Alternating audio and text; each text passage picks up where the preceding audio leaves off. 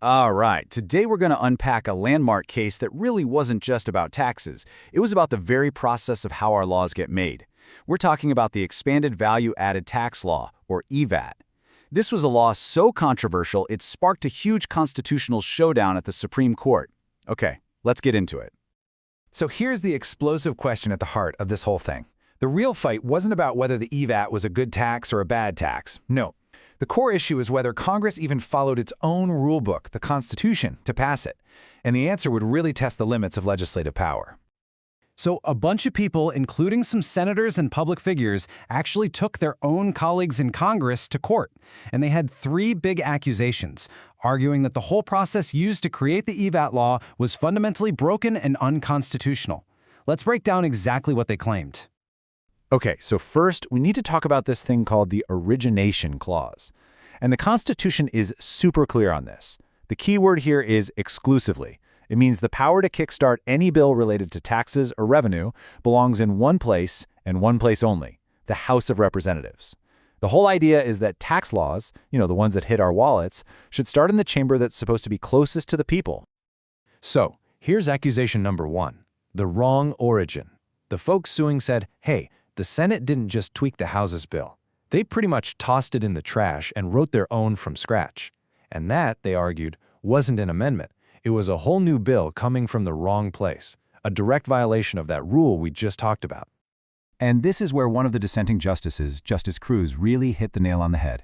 For him, this wasn't about reconciling two versions of the same bill. He saw two totally separate bills, one that was legal from the House and one that was illegally started in the Senate, being improperly smashed together.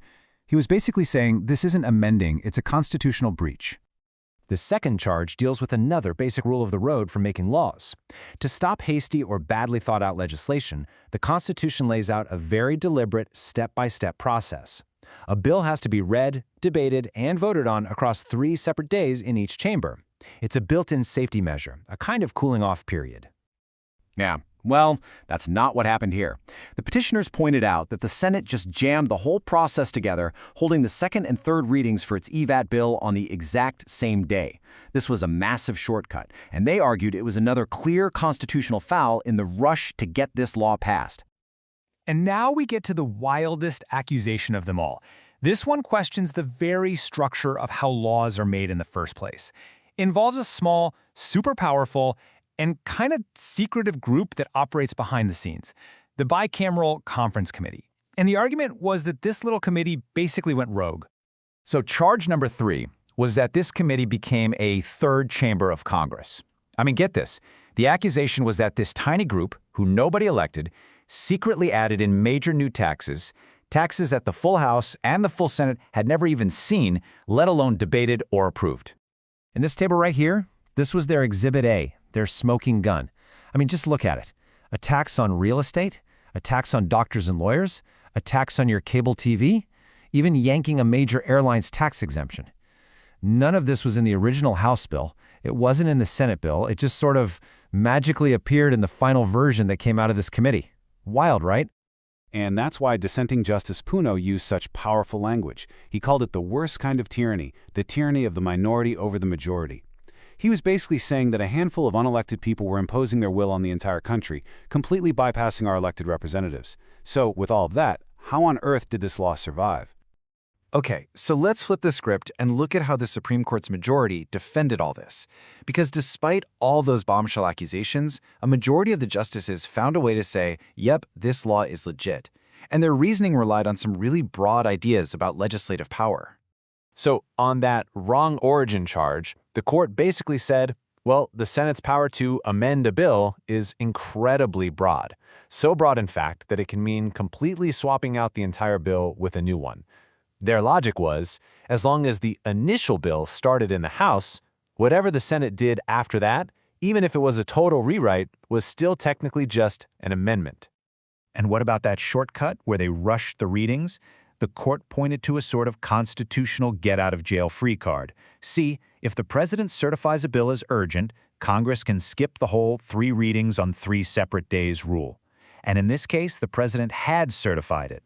So in the court's eyes, that made the same-day readings totally fine. Now, for that whole explosive third chamber argument, The court basically shrugged and said, this is kind of how it's always been done. It pointed to long-standing tradition, saying these conference committees are allowed to add new things as long as those things are germane, related to the bill's main topic. They saw it as just part of the messy business of making laws, not some huge constitutional crisis. But the idea that really tied all these defenses together was a huge legal principle called the enrolled bill doctrine. Think of it as the final stamp rule. It basically says that once the Senate president and the Speaker of the House sign off on a bill, the courts won't go back and investigate how the sausage was made. It's a doctrine built on respect and separation between the branches of government. Now, the fight wasn't just about the process. The petitioners also argued that the tax itself was just bad law, that it was oppressive and unfair. But this is where the court drew a very clear line in the sand. They basically called these policy questions and said, not our job. An argument about press freedom? They said a general tax isn't censorship. People claimed the tax was regressive, hurting the poor more than the rich. The court said, that's a debate for Congress, not for us. They made it clear, judging the wisdom of a law is a political question, not a legal one for the courts to decide. And so, after weighing all the procedural arguments, and setting aside all the policy debates, the Supreme Court delivered its final verdict. The challenges were dismissed. The expanded value-added tax law was declared constitutional. It stood, and it took effect. But this whole saga leaves us with a really big question, doesn't it?